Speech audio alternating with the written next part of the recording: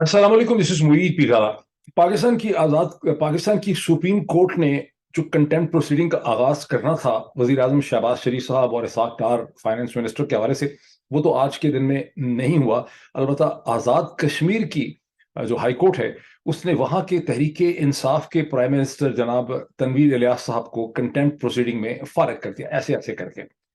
और मुझे इसका उस वक्त पता चला जब बरतानिया में एक कश्मीरी पंडित जिनका ताल्लुक मकबूजा कश्मीर से है, उन्होंने मुझे टेक्स्ट किया कि मुबारक हो, आपने कश्मीर बिल आखिर फतह कर लिया। फिर जब मैंने उनको कॉल किया, मैंने कहा क्या हुआ है, तो उन्होंने मुझे कहा ये हुआ है। मैंने कहा ये तो हाई कोर्ट ने किया है। उस पर उन्होंने कहा हाँ, पब्लिक सब जानती है। तो पब्लिक सब जानती है कि ये आज़ाद कश्मीर की हाई कोर्ट ने किया है या आज़ाद कश्मीर की हाई कोर्ट के पीछे खड़ी किसी और ताकत ने ये किया है।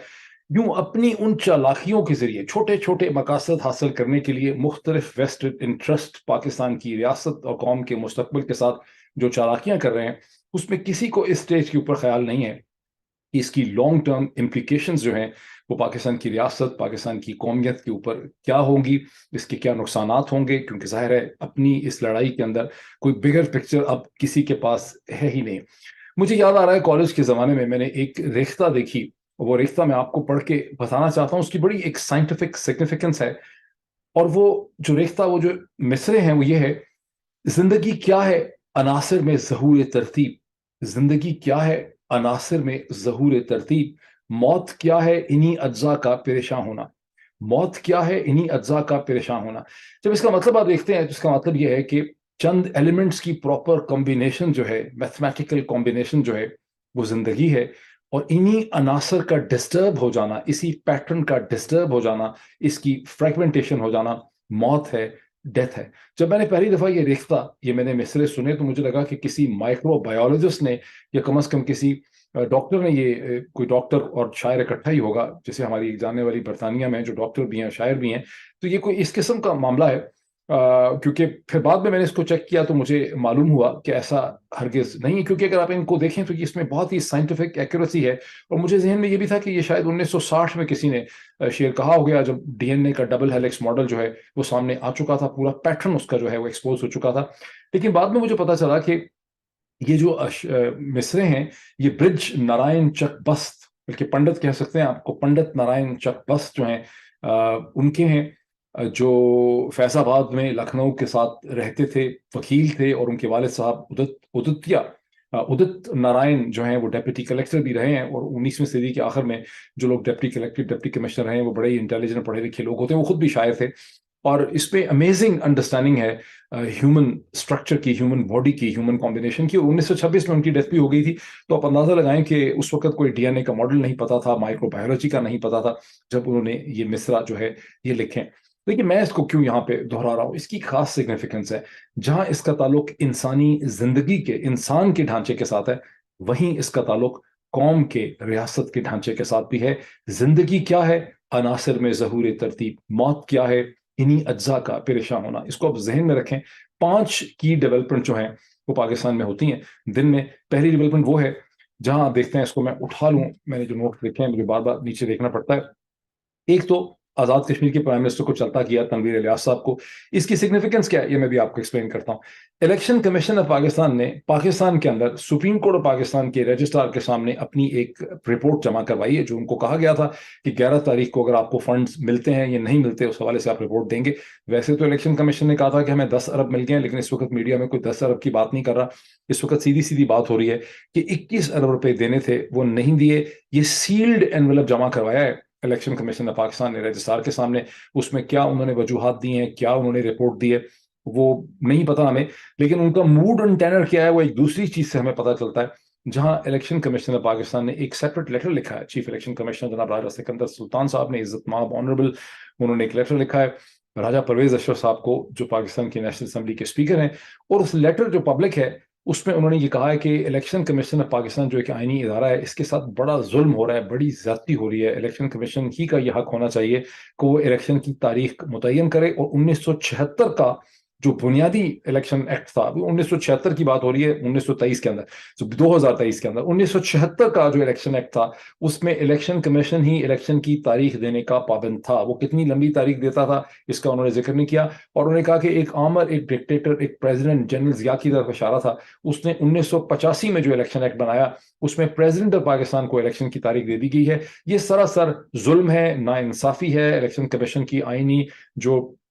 پاورز ہونی چاہیے، یہ اس کی ایک انسلٹ ہے، اور ہمیں یہ طاقت دی جائے تاکہ الیکشن کمیشن ہی کو پتہ ہے کہ کس وقت الیکشن ہو سکتے ہیں اور کس وقت الیکشن نہیں ہو سکتے. ذرا ذہن میں رکھیں کہ یہ وہ الیکشن کمیشن ہے جس نے یہ درخواست ڈالی ہے، جس نے اسمبلیاں پنجاب اور خیبر پختونخوا کی تحلیل ہونے کے 90 دن میں مزید 183 دنوں کا اضافہ کر کے جو ہے یعنی ٹوٹل اس نے ایک سال میں 365 دن ہوتے ہیں. اس الیکشن کمیشن نے 270 دن، یعنی 365 دن ہوتے ہیں سال میں، اس الیکشن کمیشن نے 270 دنوں کا اضافہ کر دیا ہے اسمبلی کی تحریر ہونے سے. اپنی تاریخ جو دی ہے 8 اکتوبر کی، اور اس پہ اب ایک خط لکھ دیا ہے اسپیکر کو کہ الیکشن کمیشن کی صوابدید ہونی چاہیے الیکشن کی تاریخ دینے کے حوالے سے. میں نے ایک دن پہلے آپ کو جو ویلاگ کہا تھا، جس میں مجھے آپ لوگوں کا بڑا پازیٹیو فیڈ بیک ملا کہ پاکستان میں الفاظ اور اپنے معنی کھو چکے ہیں، words have lost their meaning. اس کا میں کیا کہوں، مطلب کہ یہ الیکشن کمیشن جو ہے یہ قانون میں یہ تشریح کرنا چاہ رہا ہے اور یہ تبدیلی لانا چاہ رہا ہے، جہاں الیکشن کمیشن 5 سال تک الیکشن ہی نہ کرائے. اللہ اللہ خیر صلی اللہ. بہرحال یہی خالی نہیں انہوں نے کیا، الیکشن کمیشن نے ایک دن پہلے سیشن کورٹ میں بھی ایک پٹیشن ڈالی ہوئی تھی، کیس اپنا ڈالا ہوا تھا وکیل نے، کہ عمران خان کا توشہ خانے کا جو کیس ہے اس کا فوری طور پہ فیصلہ کیا جائے. خواجہ حارث جو بڑے کیپیبل وکیل ہیں، جو اس سے پہلے نواز شریف صاحب کے بھی وکیل رہے ہیں، بہت بھارے بھرکم قسم کے وکیل ہیں، وہ دھوڑم وہاں پر پہنچے سیشن کورٹ میں. وہاں جا کے انہوں نے اپنے دلائل دیے، اور یوں انہوں نے الیکشن کمیشن کی اس پٹیشن یا ریکویسٹ جو تھی اس کو انہوں نے ناکام بنایا، اور انہوں نے یہ ثابت کیا کہ اس سے پہلے کبھی بھی اس قسم کے کسی کیس میں اتنی جلدی میں فیصلہ نہیں ہوا. بہرحال یہ ایک ڈیولپمنٹ ہے. اور ایک انٹرسٹنگ ڈیولپمنٹ وہ ہے جہاں سینئر پیونی جج of the supreme court of Pakistan honourable جناب جسٹس قاضی فائز عیسیٰ صاحب نے سپریم کورٹ کے چیف جسٹس آف پاکستان جناب آنریبل عمر عطا بندیال صاحب سے ایک ملاقات کی افطاری سے پہلے، افطار کے وقت. اور اس ملاقات میں انہوں نے اپنی بتایا جاتا ہے کہ کلیریفیکیشن بھی بہت سی دی ہے کہ وہ کل جب پارلیمنٹ کے اندر ایک طرف آصف علی زرداری صاحب اور اسحاق ڈار صاحب کے درمیان مسکراتے ہوئے پائے گئے، مصافحے کرتے ہوئے، ہاتھ میں لاتے ہوئے، اور وہاں کے ان کے کامنٹس بھی، ان کی پریزنس آئی جہاں کوئی اور جج صاحب نہیں پہنچے تھے، تو وہ کیا کنفیوژن تھی، اس کی کیا وجوہات تھیں. اور اس کے بعد ان کے آفس نے ایک باقاعدہ ریٹن کلیریفیکیشن بھی اس حوالے سے ایشو کی، اور جس میں انہوں نے بہت دوبارہ وہی باتیں دہرائی ہیں جو انہوں نے وہاں پہ کہی تھی کہ یہاں پر تمام جج صاحبان آئے ہوئے تھے. میں تو آئین پاکستان کی عظمت کی خاطر اور آئین پاکستان کی جو ٹریبیوٹ دینے کے لیے آئین پاکستان کی خاطر وہاں پہ پارلیمنٹ میں کیا تھا. مجھے تو پتہ ہی نہیں تھا کہ وہاں پہ سیاسی تقریریں ہوں گی، وہاں پہ کوئی سیاسی ماحول ہے. میں ملک کے سیاسی حالات سے بالکل لا تعلق تھا. وہ مجھے غالب کا وہ شعر یاد آتا ہے کہ میرے قتل کے بعد اس نے جفا سے توبہ، کہ میرے قتل کے بعد اس نے جفا سے توبہ، ہائے اس زود پشیماں کا پشیماں ہونا. وہ سوشل میڈیا کے اوپر ایک اور قصہ بھی چل رہا ہے. کہتے ہیں کہ ایک لاہور میں ایک ہسبینڈ تھا، ایک شوہر تھا، جو عید سے ایک دن پہلے جو چاند رات ہوتی ہے عید الفطر سے پہلے چھوٹی، وہاں پہ وہ کہیں بازار حسن میں چلے گئے کسی وجہ سے، اور وہاں صبح کے قریب بلوا اور لڑائی دھماکہ چوکڑی ہو گئی، لڑائی جھگڑا ہو گیا، اور وہ وہاں پہ گرفتار ہو کے جو تھانہ ٹبی ہے وہاں پہ پہنچے. وہاں سے انہوں نے اپنے سالے کو فون کیا، سالے نے آ کے ان کی ضمانت کروائی. سالے نے تو نہیں پوچھا کہ آپ وہاں پہ کیا کر رہے تھے، بیکاز سالے کو تو پتہ ہی تھا کہ کیا کر رہے تھے، اور مردوں کو پتہ ہی ہوتا ہے. لیکن ان کی جو معصوم خاتون تھی، کہتے ہیں وہ سرائیکی بیلٹ سے تھی، انہوں نے پوچھا اپنے سرتاج سے کہ آپ وہاں پہ کیا کر رہے تھے، آپ وہاں پہ کیوں تھے. تو اس پہ وہ کہنے لگے کہ میں ایکچولی نماز عید پڑھنے کے لیے جو بادشاہی مسجد کا پیچھے والا دروازہ ہے اس طرف سے میں وہاں جانا چاہ رہا تھا صبح، وہاں پہ کسی سے جھگڑا ہو گیا، اس وجہ سے میں وہاں پہ تھا. تو ظاہر ہے کہ اب ایکسپلینیشن تو کوئی بھی دی جا سکتی ہے، جو کہ پاکستانی بیوی ہے تو اس نے ایکسپلینیشن مان بھی لی ہوگی. کوئی اور کہیں کی بیوی ہوتی تو شاید اس کے بعد آگے ایکسپلینیشن دینے کی گنجائش جو ہے وہ نہ رہتی. تو جب ایک دن پہلے قاضی فائز عیسیٰ صاحب کی میں نے ایک ایکسپلینیشن دی کہ انہوں نے جو ٹروتھ رکھا ہے نیشنل اسمبلی میں، جو انہوں نے وہاں بولا ہے، جو ہم سب نے سنا ہے، اس ٹروتھ پہ میں نے انالیسس کیا کہ یہ ٹروتھ ہمیں کتنا سچا لگ رہا ہے. تو مجھے کسی کا فیڈ بیک ملا، اس نے کہا کہ آپ نے یہ تو چلے ان کا انالیسس کر دیا، لیکن اس کی جو لارجر اسٹریٹجک ڈائمینشن ہے اس کو آپ نے ایکسپلین نہیں کیا. اور ان صاحب نے مجھے یہ کہا، آڈیو میسج بھیجا انہوں نے مجھے کہا کہ دیکھیے قاضی فائز عیسیٰ صاحب پہ بڑی مہربانی کی ہے اس حکومت نے، پی ایم ایل این نے، جب وہ ریویژن ڈاکٹر فاروق نسیم صاحب نے وہاں پہ داخل کی ہوئی تھی سپریم جوڈیشل کاؤنسل کے حوالے سے سپریم کورٹ کے لیے، اس کو انہوں نے وڈرا کر لیا. یہ پٹیشن اور یہ ریکویسٹ جو ہے وڈرا کرنے کی جو ریکویسٹ ہے جو عاصم رضی تارڑ صاحب نے بھیجی ہوئی ہے وہاں پہ گزشتہ برس سے، وہ ابھی بھی چیف جسٹس آف پاکستان جناب उमर अता बंदयाल साहब के सामने। तो उन्होंने कहा कि चूंकि इस हुकूमत ने इन पे इतनी बड़ी ये मेहरबानी की है, और वो जो रिव्यू पिटिशन है वो बहुत मजबूत बुनियादों पे है, बिकॉज वो आर्ग्यू करती है कि अगर काजी फायज ईसा साहब के लंदन के फ्लैट्स, उनकी वाइफ के फ्लैट्स का जो पूरा मामला है उसको एग्जामिन ही सुप्रीम जुडिशल काउंसिल नहीं कर सकती, और इस केस में सुप्रीम कोर्ट के एक लार्जर बेंच ने इसका फैसला जरूर कर दिया, लेकिन सुप्रीम जुडिशल काउंसिल के सामने इस केस को सुनने दिया ही नहीं गया, इसकी डिसिप्लिनरी प्रोसीडिंग वहां पे हुई नहीं है। तो वहां पे फारूक नसीम की जो रिव्यू पिटिशन है वो ये आर्ग्यू करती थी कि अगर आप ऐसा कर लेंगे और सुप्रीम कोर्ट इसको सुन ही नहीं सकेगी, तो फिर सुपीरियर अदलिया के जो जज साहिबान हैं उनकी अकाउंटेबिलिटी के प्रोसेस जो है वो हमेशा के लिए खत्म हो जाएगा, उसको एक बड़ा सीरियस सेटबैक मिलेगा। तो आप इसलिए ये नहीं कर सकते। बड़ी स्ट्रांग कहते हैं कि वो पिटिशन बनाई गई थी। तो चूंकि पिटिशन विड्रॉ कर लिया है पीएमएलएन की हुकूमत ने, अब काजी फायज ईसा साहब बड़े सख्त अंडर प्रेशर हैं, और पीडीएम की हुकूमत ने उनको वहां पार्लियामेंट में एक कंटेंशियस मोमेंट पे लाके बिठाया, इसलिए कि एक मैसेज दिया है पूरे निज़ाम को, तहरीक इंसाफ, तमाम निज़ाम को, मीडिया को, बार एसोसिएशंस को, शायद इस्टेब्लिशमेंट को, खैर इस्टेब्लिशमेंट को क्या देना है वो उनके साथ ही हैं, तो उनको ये पैगाम दिया है कि इलेक्शन नहीं होंगे इस साल अक्टूबर के अंदर भी, और अक्टूबर के अंदर जब काजी फायज ईसा साहब बन चुके होंगे चीफ जस्टिस, तो फिर यहाँ पर मजीद 1 या 2 बरस के लिए इसी पार्लियामेंट की मुद्दत में इजाफा किया जाएगा। बुनियादें उसकी कुछ भी हों, जब चीफ जस्टिस अपना होगा तो जाहिर है कि इजाफा हो जाएगा, और ये उसकी एक स्ट्रेटेजिक डायमेंशन बनती है। ये मुझे कम अज कम क्रिटिसाइज करने वाले ने कहा कि आप ये कहना और बताना भूल गए, I have placed it in front of you, कि आप इसका एग्जामिन कर लें कि कैसे ऐसा काजी फायज ईसा साहब कर पाएंगे कि नहीं कर पाएंगे। अब आते हैं उस प्रिंसिपल डेवलपमेंट पे, जिसके हवाले से मुझे कश्मीरी पंडित साहब का ये कहना था कि आपने कश्मीर जो है मुबारक को आपने पता कर लिया है। कथा नजर इस सैटायर के, आज़ाद कश्मीर के जो प्राइम मिनिस्टर तनवीर इलियास साहब हैं, इनको रिमूव जो किया कंटेम्प्ट प्रोसीडिंग में, इसके खासे डीपर मीनिंग्स यहाँ पे बनते हैं, और इसको थोड़ा सा समझना और कमेंट करना बहुत इसके ऊपर ज़रूरी है, क्योंकि इसकी एक तो आज़ाद कश्मीर के अंदर सिग्निफिकेंस है, एक इसकी पाकिस्तान में इसकी सिग्निफिकेंस है, फ्यूचर सारी पॉलिटिक्स के लिए इसकी एक सिग्निफिकेंस बनती है। अप्रैल तकरीबन 2022 में, आज से 1 बरस पहले, जब इमरान खान की हुकूमत खत्म हुई, उसके चंद दिन के बाद ही तनवीर इलियास साहब को धुड़म धुड़म आज़ाद कश्मीर का प्राइम मिनिस्टर बनाया गया। उस वक्त शुनीद ये थी कि आज़ाद कश्मीर में तहरीक इंसाफ की हुकूमत चूंकि कमज़ोर है, उस वक्त वहाँ पे अब्दुल कयूम नियाजी साहब, जो बड़े सादा से देखने में लगते हैं कि नहीं, आई डोंट नो, लेकिन बड़े सादा से अननोन किस्म के एक सियासतदान थे जिनका कोई खास रसूख नहीं था, उनको प्राइम मिनिस्टर इमरान खान ने जिस तरह से वहां पे बुज़दार साहब को बनाया हुआ था चीफ मिनिस्टर पंजाब का, इसी तरह से इनको चीफ मिनिस्टर इनको बना दिया था प्राइम मिनिस्टर आज़ाद कश्मीर का। तो ये कि इनकी हुकूमत को भाई लोग जो है वो बहुत जल्दी गिरा देंगे, बिकॉज ये बहुत कमज़ोर हैं, इनके पास रुपया पैसा है नहीं, खर्चा कर नहीं सकते, सारी पॉलिटिक्स की तरह आज़ाद कश्मीर में भी बड़ा खर्चा वर्चा करना पड़ता है। तो उस वक्त तनवीर इलियास साहब का केस को पुश किया उस वक्त के मिनिस्टर फॉर कश्मीर अफेयर्स जनाब अली अमीन गंडापुर ने, और इल्ज़ाम ये भी था आज़ाद कश्मीर के अंदर, ये बताना बहुत ज़रूरी है कि अली अमीन गंडापुर को खुश किया और उनको ऑब्लाइज किया जनाब तनवीर इलियास साहब ने, जो कि एक अपनी तरह के क्या कहेंगे इसको, जो बहुत जल्दी तेजी से अमीर हो जाता है, एक he is a rich kid on the club, मतलब एक बहुत तेजी से बिलियनर बनने वाली ये शख्सियत हैं, जिनको आज़ाद कश्मीर की पॉलिटिक्स में खैर कोई भी बहुत ज़्यादा फरिश्ता वहाँ नहीं है, लेकिन इनके ऊपर ये इल्ज़ाम ये था कि ये एक ये नौदौलतियाँ हैं जो कतरी शहजादे की दौलत की वजह से, पता नहीं इन्होंने क्या किया, ये इतने अमीर हो गए हैं, उसको क्या वजह है कि उसने इन पर इतना ट्रस्ट किया। बहरहाल जो वजह शोहरत है तनवीर इलियास साहब की, कि इस्लामाबाद के अंदर और पाकिस्तान का गलबन जो सबसे बड़ा, वन ऑफ द बिगेस्ट जो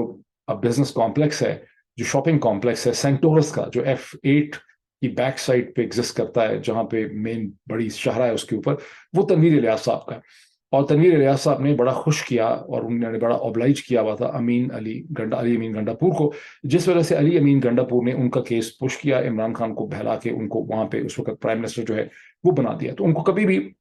आज़ाद कश्मीर की बाकी जो सियासी अनासर हैं, उन्होंने उनको ठीक तरह से कभी कबूल भी नहीं किया उससे पहले, चूंकि बैरिस्टर महमूद हैं, सुल्तान महमूद हैं, उनको वो ख्याल था कि वो प्राइम मिनिस्टर बनेंगे, वो प्राइम मिनिस्टर नहीं बन सके, उनको प्रेसिडेंट बनाना पड़ा। तो खासी वहाँ पे टेंशन्स पहले भी पीटीआई के अंदर एग्जिस्ट करती थी, जिस तरह से अब्दुल कयूम ने आज़ी साहब को हटा दिया, और यही वो टेंशन्स हैं जिसके दरमियान में किसी को खेल खेलने का मौका मिला है, और आज़ाद कश्मीर हाई कोर्ट के जरिए फैसला करवाया गया। लेकिन अब जैसा कि पब्लिक जानती है, ये सभी जानते हैं कि आज़ाद कश्मीर हाई कोर्ट ने जो फैसला किया, उधर हकीकत उसके पीछे, जिसको हमारे दोस्त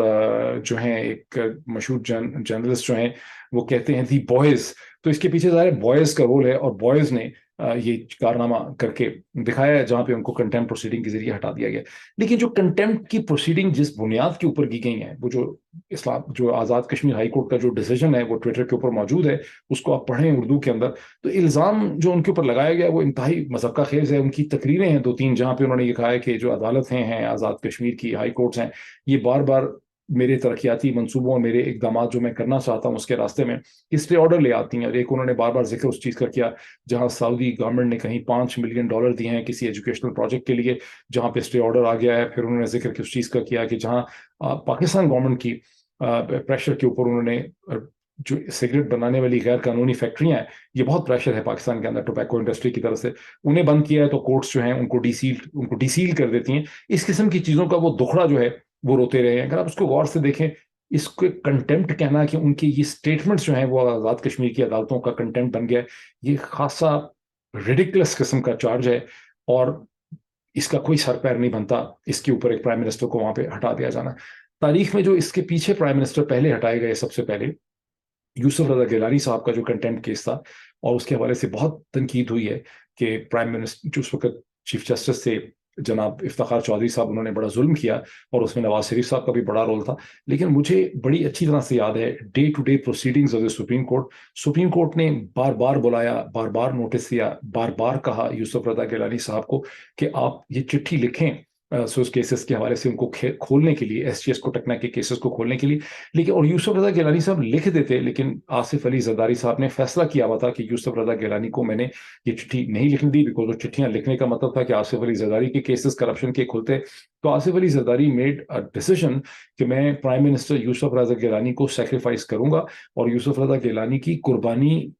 دی آصف علی زرداری صاحب نے سسٹم کو یہ بتانے کے لیے کہ میں جس کو بھی چاہوں پرائم منسٹر بنا سکتا ہوں. اور یوسف رضا گیلانی تو پھر بھی پرائم منسٹر لگتے تھے، اگر پرائم منسٹر نہیں لگتے تھے تو کم از کم خاصی امپریسو شخصیت وہ لگتے تھے. He was definitely quite a prime ministerial staff I must سے. اور ان کو جب ہٹایا گیا سپریم کورٹ سے تو اس کے بعد راجہ پرویز اشرف جو کسی بھی پاسے سے پاکستان کے پرائم منسٹر لگنے کے قابل نہیں تھے، ان کو پاکستان کا پرائم منسٹر بنا کے کہتے ہیں. اس وقت یہ عام کہا گیا تھا کہ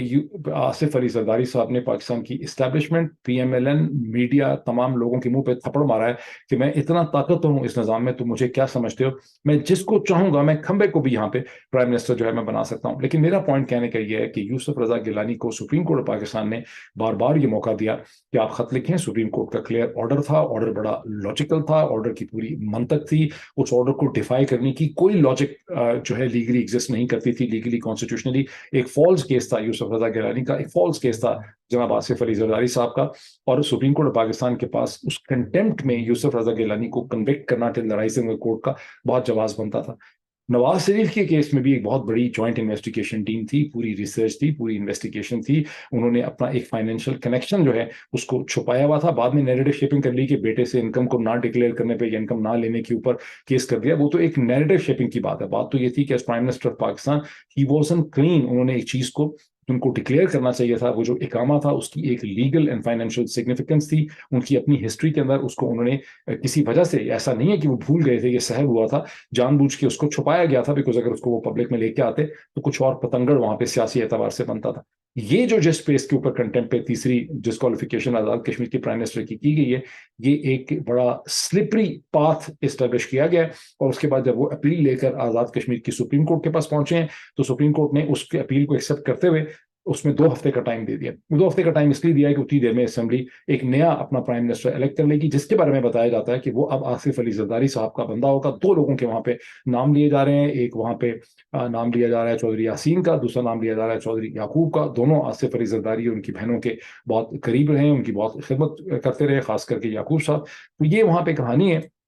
اور انڈرسٹینڈیبل ہے کہ بوائز جو ہیں انہوں نے، اب بتایا جاتا ہے کہ فیصلہ یہ ہو چکا ہوا ہے بہت دنوں سے، جیسے کہ حبیب اکرم صاحب نے چند دنوں پہلے اسپلڈ بینز انہوں نے یہ کہہ بھی دیا تھا، لیکن آزاد کشمیر میں بہت سے لوگ اس سے واقف ہیں کہ فیصلہ یہ ہوا ہے کہ تحریک انصاف کی جو حکومت آزاد کشمیر کی ہے، جو دوسری گلگت بلتستان کی ہے، دونوں ہی حکومتوں کو ختم کیا جائے. which actually brings us to the question کہ وہ جو ایک پازیٹیو اسکول آف تھاٹ کا واٹس ایپ پہ میسج چلتا ہے کہ نہیں فیصلے ہو چکے ہیں، عدالتوں کو فیصلے کرنے دیے جائیں گے، چیزوں کو بہتری کی طرف لے جایا جائے گا، وسیع تر قومی مفاد والے میں، وہ سب ڈرامہ ڈھکوسلا ہے، اس کی کوئی حقیقت نہیں ہے، وہ صرف ایک ڈس انفارمیشن پازیٹیو کمپین جو ہے وہ یہاں پہ چلائی گئی ہے. اب یہ پرائم منسٹر لگا پائیں گے اپنا؟ لگا ہی لیں گے مجھے لگ رہا ہے. ویسے عمران خان نے عبدالقیوم نیازی صاحب کو چند گھنٹے پہلے لاہور میں بلایا ہوا تھا ان سے صلاح مشورہ کرنے کے لیے، لیکن میرا خیال ہے کہ ڈائنامک جو ہیں وہ بوائز کے کنٹرول میں ہے اور وہ شاید چیزوں کو ان آل پروبیبلٹی مینج کر لیں. But I don't really know, let see کیا ہوتا ہے اگلے 24 گھنٹوں میں یا 48 گھنٹوں میں اس حوالے سے.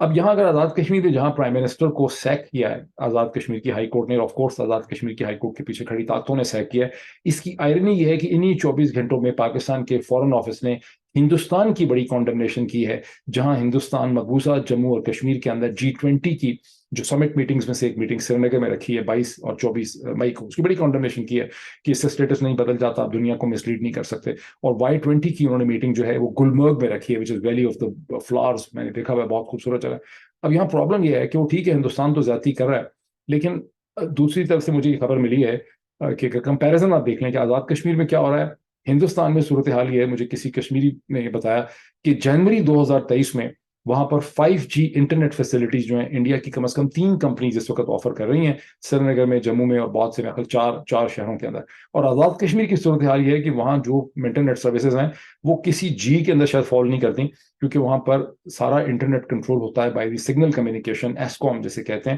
کو کے بعد میں ایسکوم نے آج سے بہت برس پہلے پرمٹ کر دیا تھا پاکستانی ٹیلی کام کمپنیز کو، جیسے جیز موبائل لنک ہے، جیسے ٹیلی نور ہے، جیسے یو فون ہے، کہ وہ اپنی سروسز وہاں پہ پرووائڈ کر سکتے ہیں. لیکن فار سم میسٹیریس ریزنز جب آپ پاکستان سے اپنا موبائل فون لے کے میرپور جاتے ہیں اور ڈفرینٹ ایریاز میں جاتے ہیں تو آپ کا موبائل فون افیکٹولی کام نہیں کرتا ہے اور اس کا سگنل ٹھیک نہیں ہوتا ہے. اس کو آپ انٹرنیٹ تو اس میں سے بالکل بھی ٹھیک طرح سے چیک نہیں کر سکتے، انٹرنیٹ تو کام ہی نہیں کرتا، ایون